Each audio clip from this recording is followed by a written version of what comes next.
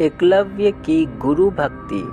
आचार्य द्रोण राजकुमारों को धनुर्विद्या की विधिवत शिक्षा प्रदान करने लगे।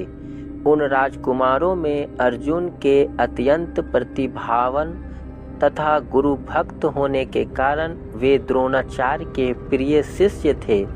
द्रोणाचार्य का अपने पुत्र अश्वत्थामा पर भी विशेष अनुराग था, इसलिए धनुर्विद्या में भी सभी राजकुमारों में अग्रणी थे, किंतु अर्जुन अश्वत्थामा से भी अधिक प्रतिभावान था। एक रात्रि को गुरु के आश्रम में जब सभी शिष्य भोजन कर रहे थे, तभी आकास्मक हवा के झोंकों से दीपक बुझ गया। अर्जुन ने देखा, अंधकार हो जाने पर भी भोजन के कोर को हाथ मुंह तक ले जाता है। इस घटना से उन्हें यह समझ में आया कि निशाना लगाने के लिए प्रकाश से अधिक अभ्यास की आवश्यकता है, और वे रात्रि के अंधकार में निशाना लगाने का अभ्यास करना प्रारंभ कर दिया। गुरु द्रोण उसके इस प्रकार के अभ्यास से अत्यंत प्रसन्न हुए। उन्होंने अर्जुन को धनुर्विद्या के साथ ही साथ गदा, तोमर, तलवार आदि शास्त्रों के प्रयोग में निपुण कर दिया। उन्हीं दिनों हिरण्यधनु नामक निषाद का पुत्र एकलव्य भी धनुर्विद्या सीखने के उद्देश्य से द्रोणाचार्य के आश्रम में आया, किंतु निम्न वर्ण का होने के कारण द्रोणाचार्य ने उसे अपना शिष्य बनाना स्वीकार नहीं किया। निराश होकर एकलव्य वन में चल गया। उसने द्रोणाचार्य की एक मूर्ति बनाई और उस मूर्ति को गुरु मानकर धनुर्विद्या का अभ्यास करने लगा।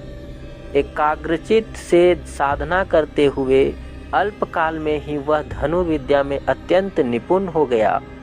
एक दिन सारे राजकुमार गुरु द्रोण के साथ आखेट के लिए उसी वन में गए, जहाँ पर एकलव्य आश्रम बनाकर धनुर्विद्या का अभ्यास कर रहा था। राजकुमारों का कुत्ता भटक कर एकलव्य के आश्रम में जा पहुंचा। एकलव्य को देखकर वह भौंकने लगा। इससे क्रोधित होकर एकलव्य ने उस कुत्ते पर अपना बाण चला कर उसके मुंह को बाणों से भर दिया।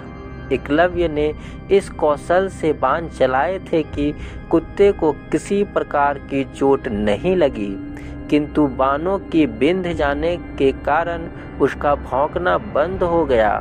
कुत्ते के लौटने पर जब अर्जुन ने धनुर्विद्या के उस कौशल को देखा तो वे द्रोणाचार्य से बोले, हे गुरुदेव, इस कुत्ते के मुंह में जिस कौशल से बाण चलाए गए हैं उससे तो प्रतीत होता है कि यहाँ पर कोई मुझसे भी बड़ा धनुर्धर रहता है।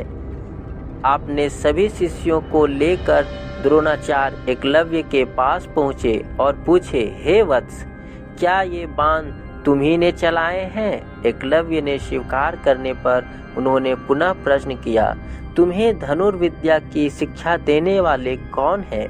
एकलव्य ने उत्तर दिया, गुरुदेव, मैंने तो आपको ही गुरु स्वीकार करके धनुर्विद्या सीखी है।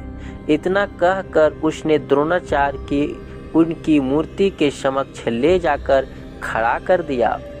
द्रोणाचार्य नहीं चाहते थे कि कोई अर्जुन से बड़ा धनुर्धारी बन पाए। वे एकलव्य से बोले, यदि मैं तुम्हारा गुरु हूँ तो तुम्हें मुझको गुरु दक्षिणा देनी होगी। एकलव्य बोला, गुरुदेव, गुरु दक्षिणा के रूप में आप जो भी मांगेंगे मैं देने के लिए तैयार हूँ। इस पर द्रोणाचार्य ने एकलव्य से गुरु दक्षिणा के रूप में उसके दाहिने हाथ के अंगूठे की मांग की। एकलव्य ने सहर्ष अपना अंगूठा दे दिया। इस प्रकार एकलव्य अपने अंगूठों से धनुष चलाने में असमर्थ हो गया, तो अपने पैरों से धनुष चलाने का अभ्यास करना आरंभ कर दिया। ये थी दोस्तों एकलव्य की गुरु भक्ति की कथा। अगर आपको यह वीडियो अच्छा लगा तो हमारे इस वीडियो को लाइक कर दीजिए और साथ ही दोस्तों हमारे चैनल को सब्सक्राइब कर दीजिए।